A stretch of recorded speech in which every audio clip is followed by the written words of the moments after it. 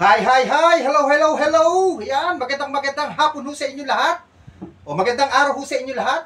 Hello world! Hello Philippines! Ayan, mga nanonood do kung saan nyo na bandang napanood baka pwede paki-rate nyo naman at paki-comment at kung saan nyo napanood yung aking mga content. Ano?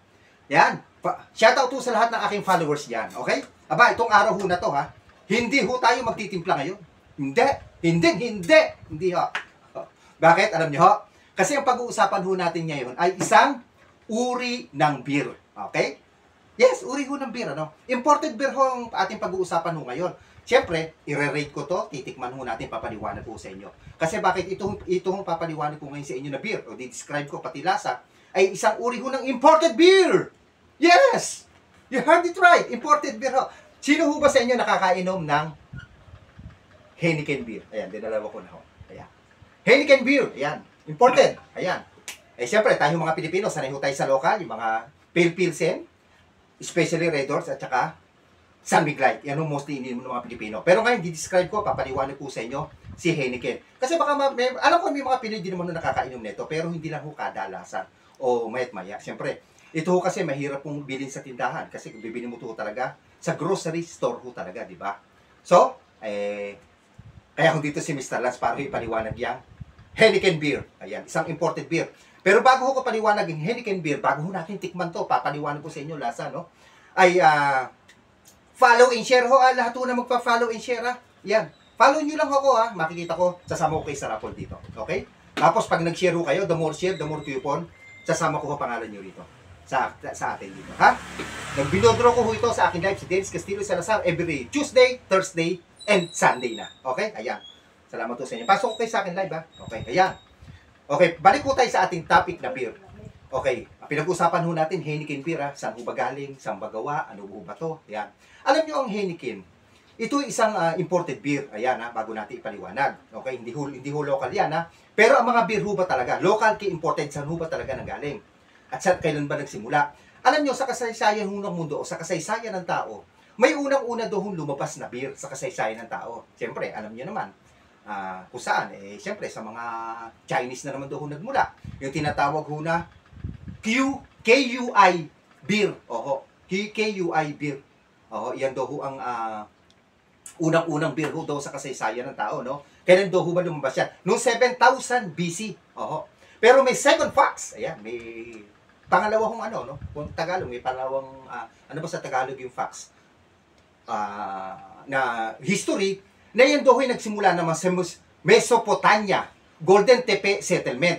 Yan hong Mesopotamia, Golden Tepe Settlement, o yung Mesopotamia, nag-start daw yan noong 3,100 to 3,500 BCE, yung BCE, before era, before era,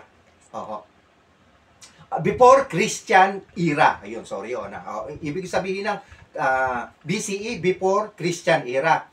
Yung Mesopotamia ho, yan ho ay bansang Iraq sa ngayon. Okay? Kasi alam niyo naman ang Iraq no araw, civilized ho yan, Okay? Ayan na, pupunta na tayo sa ating favorite part. Itong Heineken. Kailan ho ba talaga nagsimula ang Heineken sa kasaysayan ho ng tao, no? Alam niyo itong Heineken, meron ho itong 5% alcohol by volume itong Heineken. Parang ordinary beer ho natin, para ho itong San Mig Light.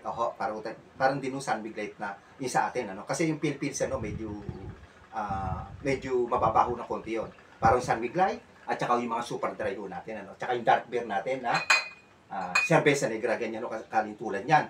Ito ho'y, at totoo niya pangalan ay si Gerald Heineken. Ito ho'y nag-start noong 1873. Ito isang small family business nila, Gerald Heineken. Kaya ho Heineken nakalagay, totoo niya pangalan ay Gerald Heineken.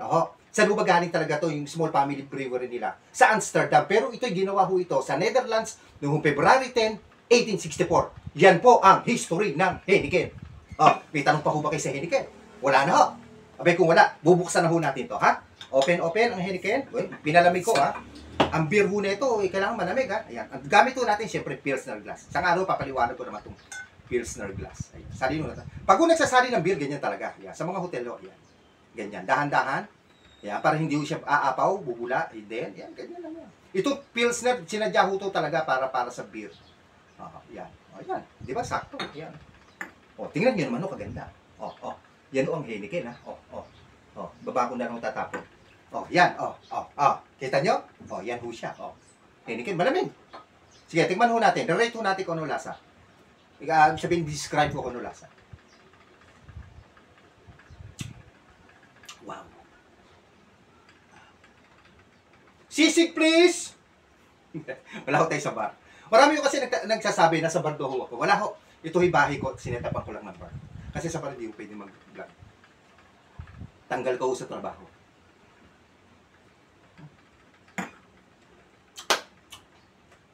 Medyo ano siya, yung pagkapaito niya, malakas. Oho, mapaito siya. Yung bitterness niya, mataas. Oho. At, syempre, yung bitterness mataas, talagang pag yung sa dulo, pag ininom mo na siya, narasa mo sa inyong dila, sa iyong tang, ay, yung kanya konting pait. Oho. Pero, just like ordinary beer ho ito. Pero pansinin nyo itong beer ho na to na Heineken, no? Medyo dark ko siya ng konti, compare sa mga ibang beer, compare sa San Miguel, Oho, no. Kahit sa pale pills, medyo dark ko siya ng konti, pansinin nyo, no? Ganun po kasi mga important na beer.